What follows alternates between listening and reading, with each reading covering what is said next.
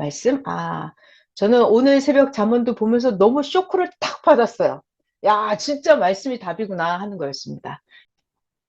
자, 여러분, 인생이 살면서 사람은 항상 문제가 있잖아요. 항상 문제가 있어요. 그러면 우리 문제의 답은 있어요? 없어요? 답은 있다? 없다?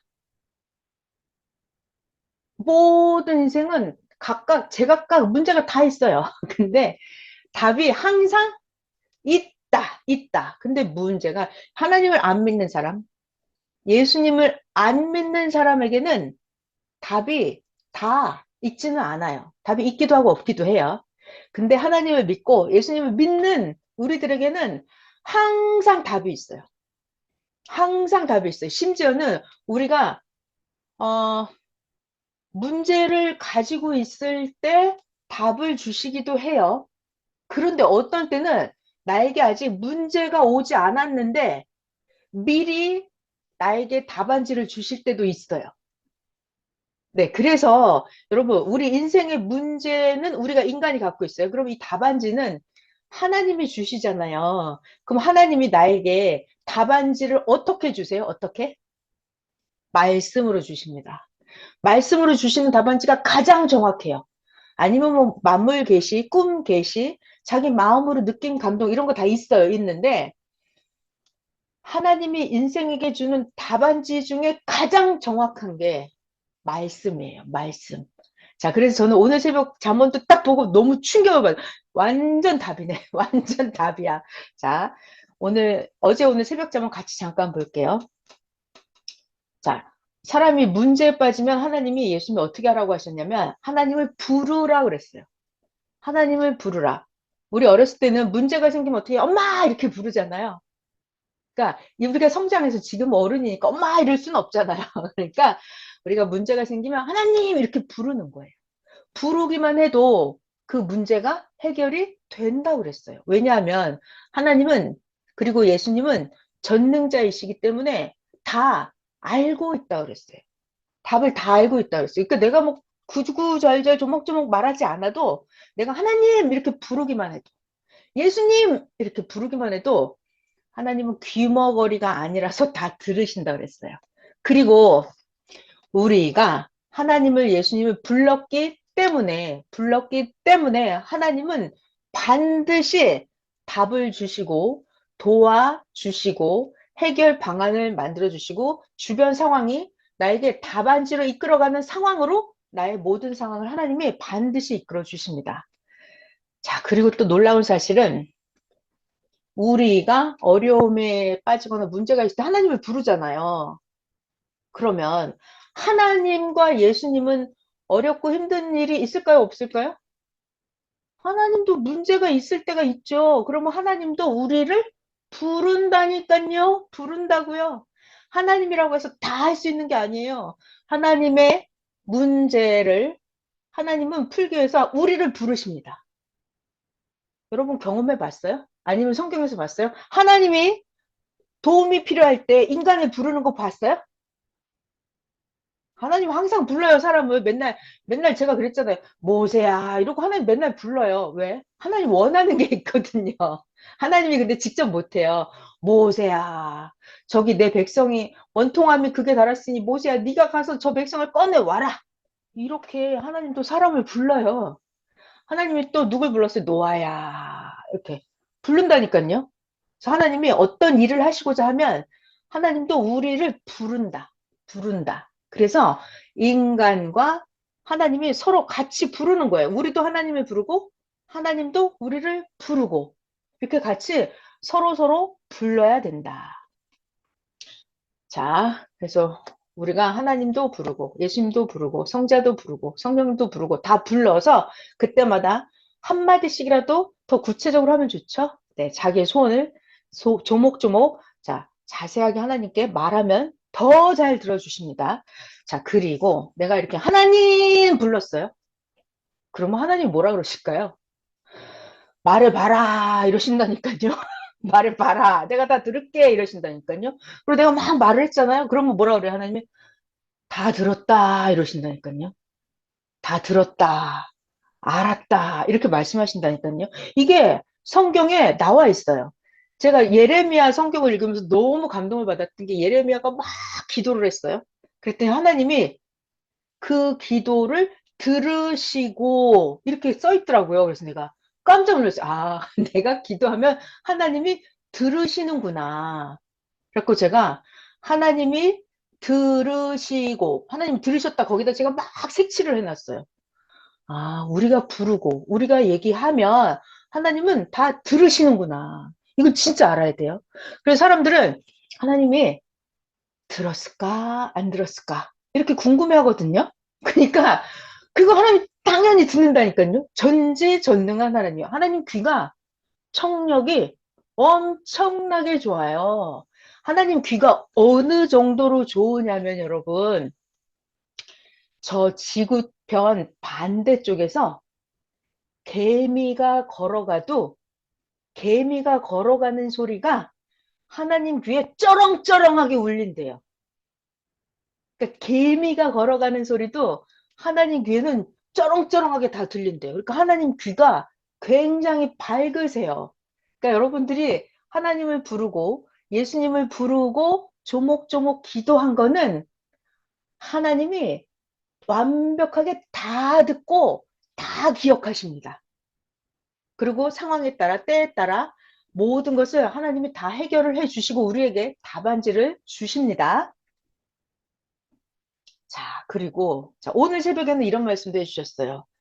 자, 우리가 궁금한 게 있잖아요. 그러면 궁금한 거 있으면 이거를 자기가 스스로 자기 주관, 자기 방식대로 답안지를 작성해서 행하면 돼요, 안 돼요? 안 된다, 안 된다. 자기가 궁금한 게 있으면 반드시 하나님께 물어보고 여쭤봐라 그랬어요.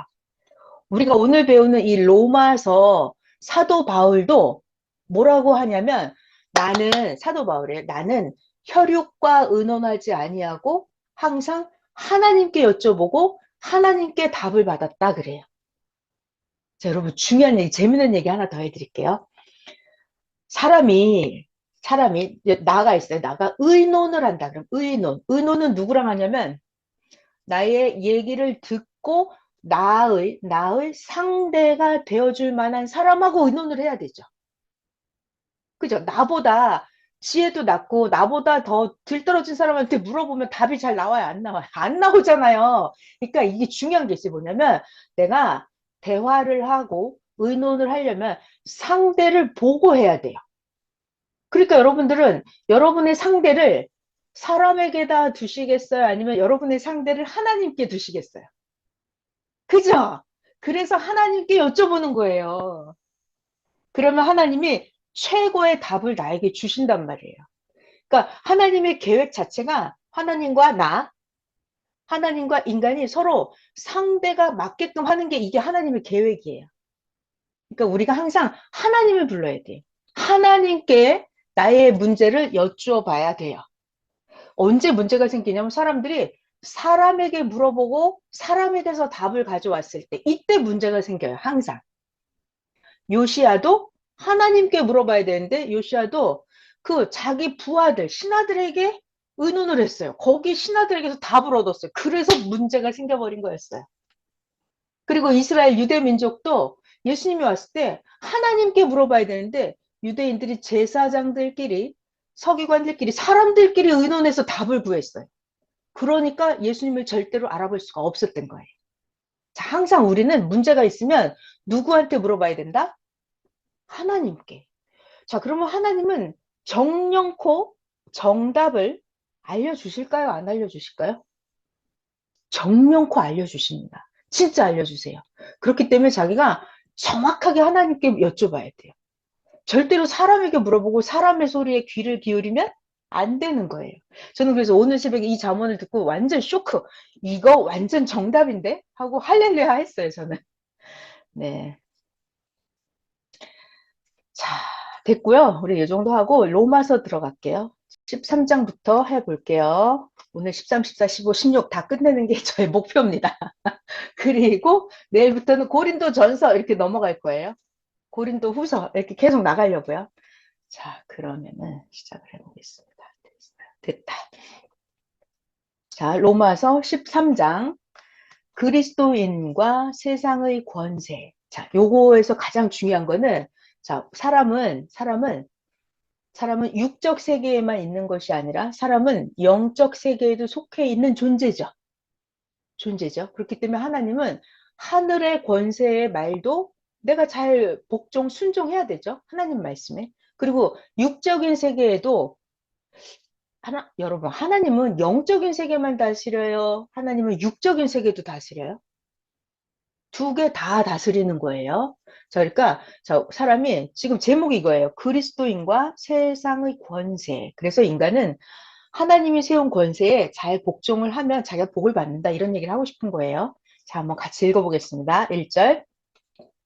각 사람은 위에 있는 권세들에게 복종을 하라. 권세는 하나님으로부터 나지 않음이 없나니 모든 권세는 다 하나님께서 정하신 바라. 그러므로 권세를 거스르는 자는 하나님의 명을 거스르는 것이니 거스르는 자들은 심판을 자취하리라.